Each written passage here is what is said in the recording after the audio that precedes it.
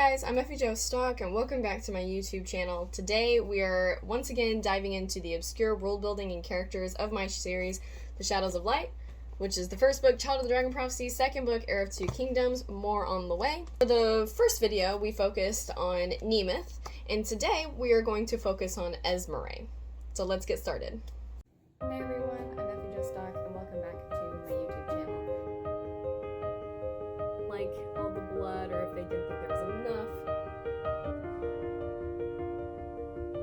Time has run out for the Duvaharians. The end of this life is near, and the Emperor is preparing his return.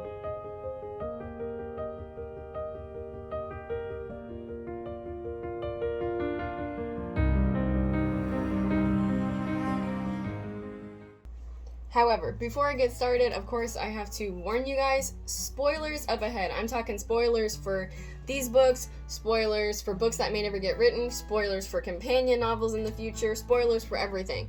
So if you don't like spoilers, this is not the video for you. However, if you want to know all the nitty-gritty details about how I world build and characters that you may not get to find out more about until their book comes out later, this is the video for you, and thank you for staying. We're gonna have lots of fun today.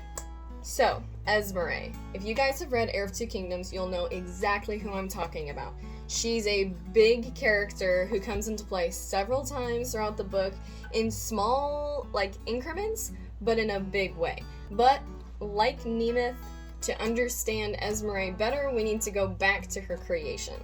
So originally, Esmeray was nothing important at all. In fact, she was just a conversation filler between Revilian, Lamora, and Stefania before Trojan comes to take Stefania to get her memories back. So it was literally just a scene that I needed between them. They needed to be talking about something, but I didn't want it to be boring or stupid, which it ended up kind of being boring and stupid anyway, but I digress. The original conversation was just them talking about how there's this old centaur guy who lives up in a cave somewhere. He's super reclusive. He's like missing an eye and teeth, and he's like grody and really mean to kids, but he has like the best star predictions. Like, he can read the stars like no other centaur can. However, I think I'm even doing that character justice by making him sound cooler than he was. He literally was just them being like, oh, we don't like him at all. We wish he would go away. Ugh, gross. And that was literally it. And Stefania was kind of like, I relate to being an introvert and living in a cave. Other than that, this character was literally nothing. But when I was going through, it just felt like something that needed to be edited out, but at the same time I didn't have anything to fill in that conversation either. So a lot like I did with Nemeth, I went through all of my little paper outlines and I found a story that I felt really needed a home in the main series so that everything's connected together and foreshadowing and all.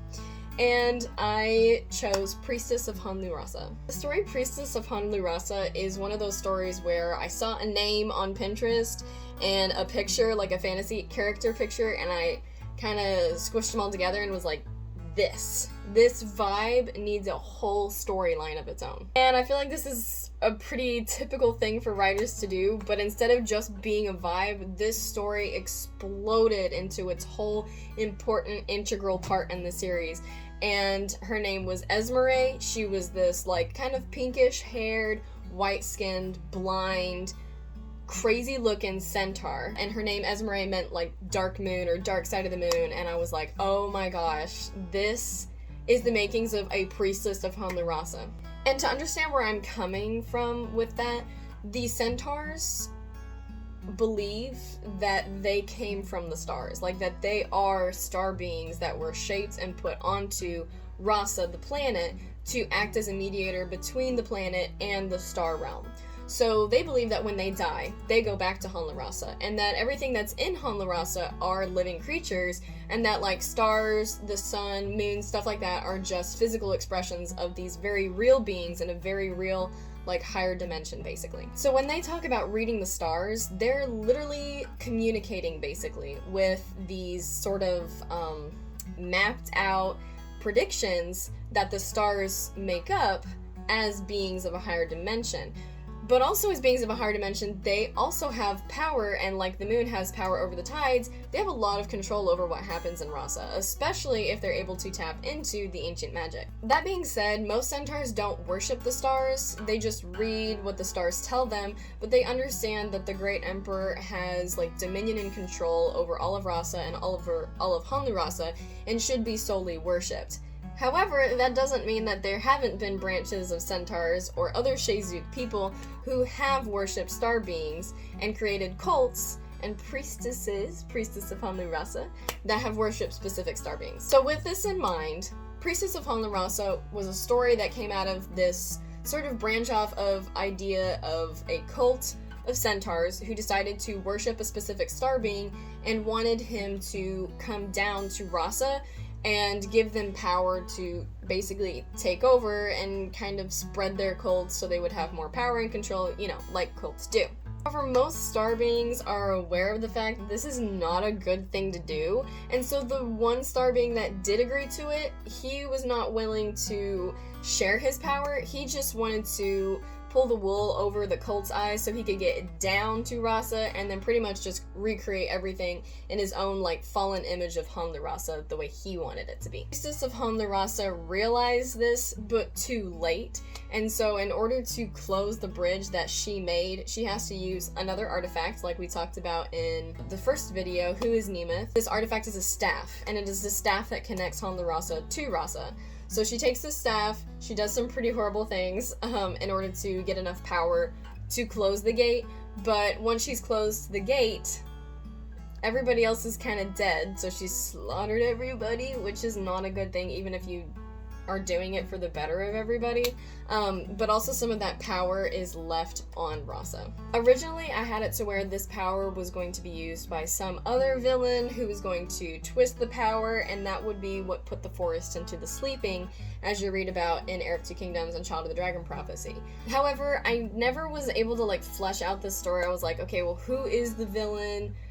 Where does it fit in the timeline? Why does nobody ever mention this villain? Unless they just don't know about him, which I guess they might not, but I digress. Like a whole story all on its own that I didn't really have a lot of inspiration for, and it was just kind of floating around, honestly creating problems for everything, because Thaddeus obviously didn't create the sleeping because it was before his time. So it was just weird and confusing, and it was a huge gaping plot hole that needed to be filled. However, one of the things that Esmeray gave up in order to close the bridge between Hanlu Rasa and Rasa was her sight.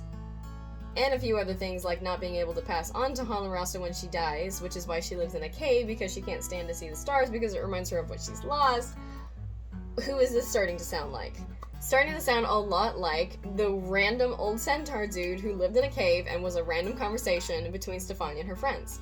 And as you can imagine, this is exactly where I'm going with this. I took the two stories and combined them together, and so instead of it being a random character who just kind of shows up in a conversation, then you never hear about him again, and it just feels awkward, now that random character is Esmeray, the priestess of Hanlu Rasa, who eventually gets her own story because she's pretty freaking awesome. She just helps the story out in ways that I never imagined that she would. And one of the things that I wanted to do with Esmeray was have a redemption arc. I have a lot of corruption redemption arcs in my stories. They're my favorite sort of trope to write. And so with Esmeray having this redemption arc, going from this power-thirsty cult leader to somebody who wants to undo all of the wrongs that they've caused, she does her best to help out Artegul, the Agentus of the Centaur tribes, with her ability to feel the stars. So a lot like Stefania in Child of the Dragon Prophecy doesn't read them, she like hears them and understands them. That's kind of the same way that Esmeray is able to connect with the stars because of that sort of bridge. So she is able to escape death and persecution from Artegul by helping out the tribe and showing that she does worship the Great Emperor now, but she also was the one who brought this magic down that eventually put the forest in the sleeping. So finally, I had my villain who caused the sleeping to begin with, Esmeray. This isn't strictly mentioned in Heir of Two Kingdoms, but there are scenes of her coming up to Stefania, whether it's like a weird dream or a vision, or Stefania kind of hearing her voice and feeling her magic, where she pushes Stefania to play the lyre to wake up the forest. Well, that's Esmeray trying to undo the fact that she's the one who put the sleeping on the forest in the first place. She's trying to undo her wrong, even though Stefania's technically not ready for it. Esmeray is. She's been waiting hundreds of years for this. However, in Heir of Two Kingdoms, Stefania is still not powerful enough, and there's too much dark magic after her that she can't defend herself from to safely bring the forest out from underneath the sleeping, so Esmeray kind of lets her go. But this is not the last time that we see Esmeray in the Shadows of Light series. When Stefania returns to Trans Falls later in the series, Esmeray is kind of there and once again helps her through it. And she also has this sort of peace and understanding between her and Stefania. And I think it's just really beautiful, the connection that her and Stefania have with each other, and that they both have with Han LaRossa that no one else really has. Because of these reasons, she's very pivotal in the story. Even though she only shows up just a couple of times in Heir of Two Kingdoms, she's extremely important to the world, to the characters, to the story later on. And I think her character is really beautiful. I love her redemption arc. I love how she tries to do better. I love how she perseveres despite literally everybody hating her and thinking she's crazy and ugly and lives up in a cave. So if you read Heir of Two Kingdoms and you were wondering what Esmeray was doing in there and if you would ever get to see more of her, you do. And eventually, she will also get her own book as well. And as always, I want to remind you guys, if you ever have a random character, side character floating around, you don't know what to do with them, don't want to cut the scene, but you still want to have it in there, think about the ways that you can work them into the world building, other stories, companion novels that you can, especially if you're writing fantasy or epic fantasy. There's no limit on what you can do. And I always have the belief that every character is the main character in their own story. And so, as I said in part 1 of this series, most all of my side characters have interesting backstories. So if you're ever reading my series and you're like, what is this character doing? Why are they here? I don't understand. You will. Eventually. I promise everything will make sense eventually. Child of the Dragon Prophecy especially is like a web. And you don't really see where all of the strings go yet, but I promise you they're going somewhere. So if you'd like to continue along this journey with me to see where everything goes, see how it all connects together, please consider subscribing to my YouTube channel, dropping that like button, let me know what you thought of this video in the comments below. I also have Instagram, Facebook, and a website. So do follow me. I'm super excited to keep talking with this about you guys, and I hope it wasn't too spoilery. Hopefully y'all kind of forget about the book plots by the time the books come out. Anyways, thank you guys so much for watching. I think the next character we're gonna do is maybe Dalton, so I'm super excited about that. Anyways, stay tuned. Thank you guys so much, and may the sun smile upon your presence.